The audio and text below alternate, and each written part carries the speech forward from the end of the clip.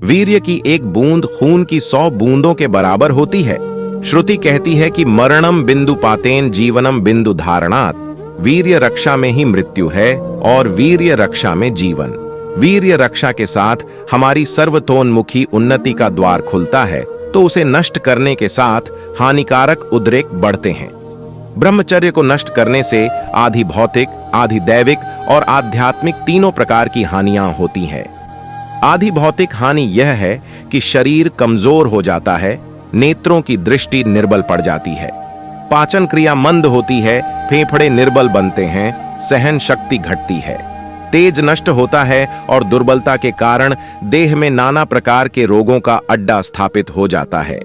आधि दैविक हानियां यह हैं कि मस्तिष्क पोला हो जाता है, बुद्धि मंद पड़ जाती है, स्मरण शक्ति का हमस होता है, सूक्ष्म विचारों को ग्रहण करने की शक्ति घट जाती है, विद्या सीखी नहीं जाती, अंतःकरण ऐसा मलिन हो जाता है कि स्वार्थ, लोभ, कपट, पाप आदि के आक्रमणों का विरोध करने की उसमें क्षमता नहीं रहती, इच्छा शक्ति, ज्ञान मनुष्य साहसहीन, इंद्रियों का गुलाम, भयभीत, चिंतित और हीन मनोवृत्ति का बन जाता है।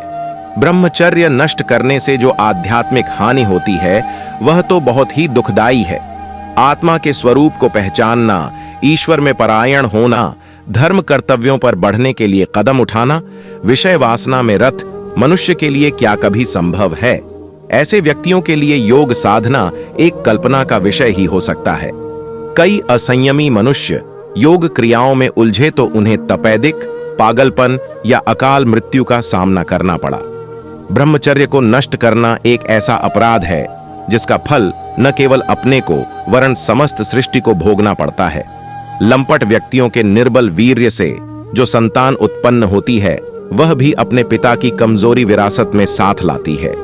ऐसी संतान संसार के लिए भार रूप ही सिद्ध होती है, वह अपने और दूसरों के कष्ट में ही वृद्धि करती रहती है।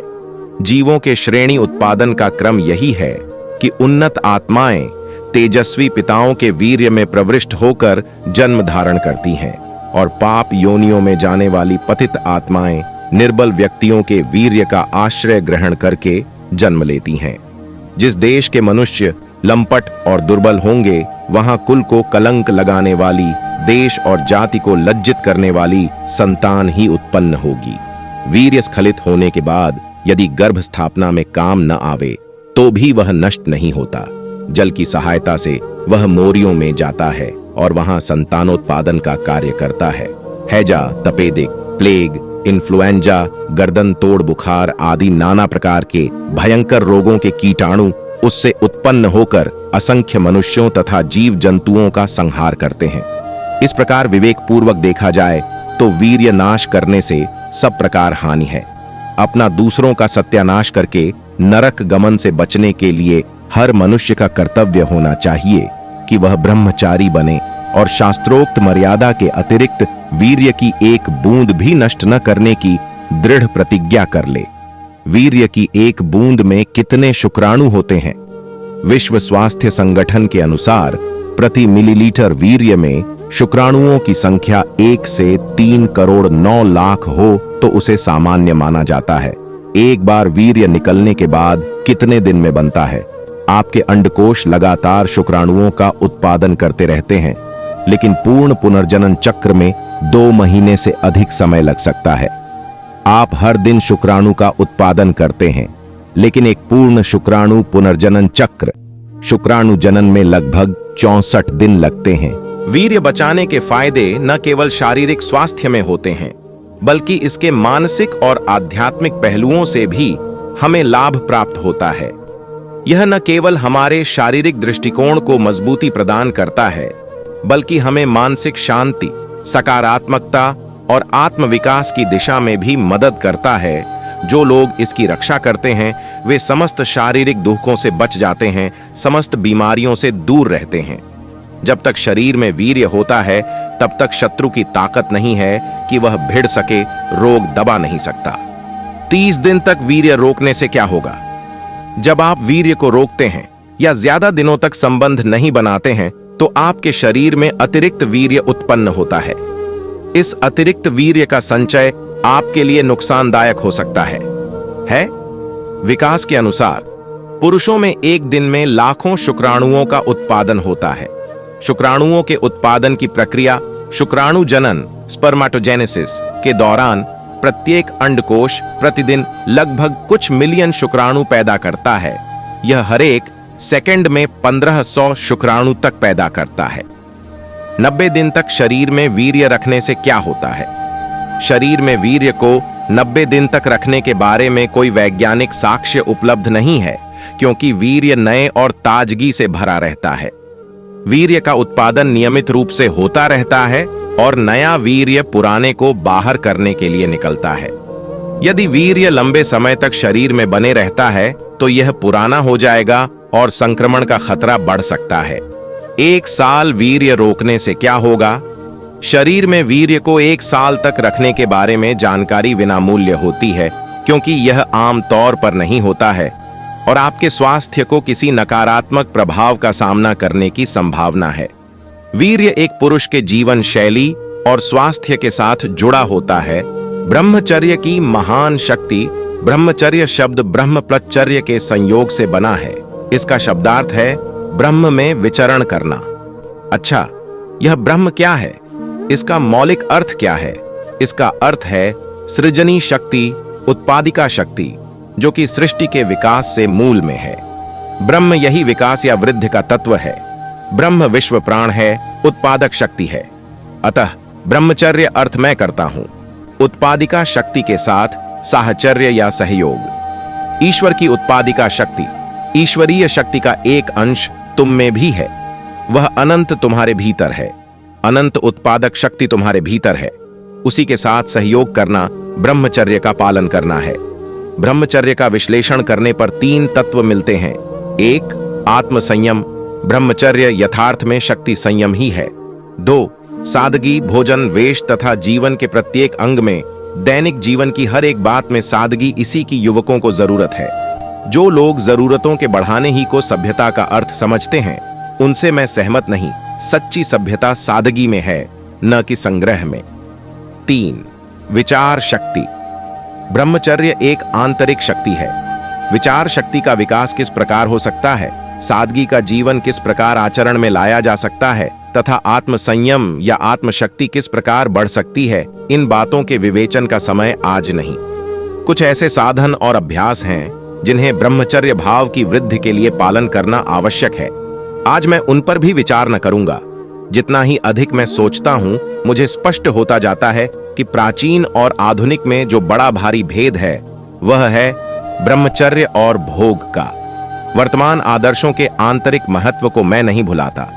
आजकल के वैज्ञानिक विवेचन, आलोचनात्मक भाव तथा राजनीतिक स्वतंत्रता की भावनाओं का मैं अनादर नहीं करता, किंतु आधुनिक सभ्यता की इन आंतरिक और गूढ़तर भावनाओं पर हमारी शालाओं में आजकल जोर नहीं दिया जाता। वहां तो आधुनिक सभ्यता के ऊपरी पहलू और गलत भावनाओं और दुर्गुणों ही पर दृष्टि रखी जाती है। नवयुवक भोग के पीछे दौड़ रहे हैं। वे भूल जाते हैं कि सभ्यता का अर्थ जरूरतों की बढ़ती या कामनाओं का संग्रह नहीं, किंतु उनकी सादगी है। वे नहीं समझते कि मनुष्यता का नियम आत्मभोग नहीं, किंतु आत्म संयम है। प्राचीन भारत ने यह अनुभव किया था कि मनुष्य भोग विलासी जानवर नहीं, किंतु वह एक दिव्य पुरुष है जो कि आत्म संयम और आत्म तपस्या के द्वारा अपनी दिव्य मनुष्यता का अनुभव प्राप्त करना चाहता है। प्राचीन आदर्श ब्रह्मचर्य था। वर्तमान आदर्श बहुतों की दृष्टि में भोगचर्य जान पड़ता है। वे आराम तलबी और विलासिता चाहते हैं, पर हिंदू शास्त्रों के अनुसार तपस्या ही सभ्यता और सृष्टि की आधारशिला है। ईश्वर के साथ साहचर्य, किंतु तपस्या और सन्यास में बहुत अंतर है। सच्चे ब्रह्मचारी और सन्यासी, इन दोनों में भेद है। प्राचीन ग्रंथ बार बार यही कहते हैं कि ईश्वर आनंद रूप है। यह विश्व उसी सनातन आनंद का व्यक्त रूप है। एक उपनिषद में एक कथा आती है। उसमें कहा गया है कि एक ब्रह्मचारी गुरु के पास जाता है और पूछता है, गुरु जी मुझे बताइए ब्रह्म क्या है। कथा लंबी है, किंतु उसका तात्पर्य संक्षेप में कहा जा सकता है। ब्रह्मचारी के प्रश्न के उत्तर में गुरु उसे अनेक ध्यान के साधन बतलाता है। इसके बाद विद्यार्थी गुरु के पास आकर कहता है, गुरु जी अब मुझे समझ पड़ा कि ब्रह्म आनंद रूप है। सचमुच ईश्वर आनंद रूप है और विश्व उसी आनंद का व्यक्त स्वरूप है। सच्चे ब्रह्मचारी को सब कुछ त्यागने की जरूरत नहीं, उसके हृदय में मनुष्य मात्र के प्रति महान प्रेम है। अपने देश तथा अपने देशवासियों के ही लिए नहीं, बल्कि प्राणी मात्र के प्रति प्रगाढ़ प्रेम है। पूर्ण उन्नतावस्था में ब्रह्मचर्य ब्रह्म के साथ साहचर्य मात्र है, ईश्वर की उत्पादिका शक्ति के साथ सहयोग है। सच्चे ब्रह्मचारी का जीवन धन्य है। किन शब्दों में उसका वर्णन किया जाए? ब्रह्मचारी हर जगह ईश्वर का अस्तित्व अनुभव करता है, उसे विचार, आकांक्षा और कर्म में अनुभव करता है। ब्रह्मचारी ईश्वर के साथ चलता फिरता है। ब्रह्मचारी का हृदय आनंद से ओतप्रोत होता है, किंतु याद रहे, यह आनंद इंद्रिय सुख से बहुत परे है। इंद्रिय सुख और चीज है, आनंद आत्मा से संबंध रखता है। इसी आनंद से सेवा और कष्ट सहन की शक्ति उत्पन्न होती है। इसी आनंद से जीवन को सौंदर्यमय करने और निर्माण करने की शक्ति आती है। आनंद ही जीवन की निर्माण करने वाली शक्ति है। राष्ट्र निर्माण के लिए ब्रह्मचर्य की पवित्रता, आत्मसंयम तथा तपस्या की आवश्यकता है। तपस्वी या राजनीतिज्ञ, हम भारत का फिर से किस प्रकार निर्माण कर सकते हैं? यह प्रश्न मुझसे देश के भिन्न भिन्न हिस्से में नवयुवकों ने पूछा है। हम लोगों में कुछ ऐसे भी हो सकते हैं, कुछ वयोवृद्ध राजनीतिज्ञ ऐसे भी हैं जो समझते हैं कि ब्रिटिश सरकार से टुकड़ों या सुधारों की याचना कर नवीन भारत बनाया जा सकता है। मैं ऐसे लोगों में से नहीं। कुछ लोग हैं जिन्हें शाही कमीशनों, काउंसिल की बहसों और पार्लियामेंट के कागजों पर विश्वास है, किंतु मेरा विश्वास दूसरा ही है। मेरी दृढ़ धारणा है कि यदि नवीन भारत का निर्माण हो सकता है तो केवल तपस्या से। नवीन राष्ट्र को तपस्वी ही बनाएंगे, न कि राजनीतिक लोग। वह भारत जो कि विश्व को महान संदेश सुनाएगा, वह भारत जो कि आगे चलकर जगत को सेवक बनाने वाला है, वह सच्चा स्वतंत्र भारत ब्रह्मचर्य से उत्पन्न हुई शक्ति, पवित्रता, ज्ञान और तपस्या से ही पैदा हुए बल के ही द्वारा निर्मित होगा, न कि काउंसिल की स्पीचों या पार्लियामेंट के भाषणों से। इसलिए अंत में आपसे मैं केवल यही कहना चाहता हूं कि तपस्या की शक्ति का विकास करो। प्राचीन ग्रंथ बतलाते हैं कि तपस्या ही से विश्व का निर्माण हुआ। हम पढ़ते हैं कि आरंभ में कुछ भी नहीं था, तब उस महान विश्वात्मा परमात्मा ने तप किया और उसी से सब लोगों की उत्पत्ति हुई। इसी प्रकार की तपस्या ही से नवीन राष्ट्र की उत्पत्ति होगी। तुम लोग जो कि नवयुवक हो, यदि इसी तपस्या या ब्रह्मचर्य की भावना को दृढ़ करो तो उस स्वतंत्र भारत, नवीन भारत का दिन अधिक दूर नहीं है। तपस्या, आत्मत्याग, आत्मसंयम और ब्रह्मचर्य, यही राष्ट्रीय उन्नति के मूल मंत्र हैं। एक छोटी सी कहानी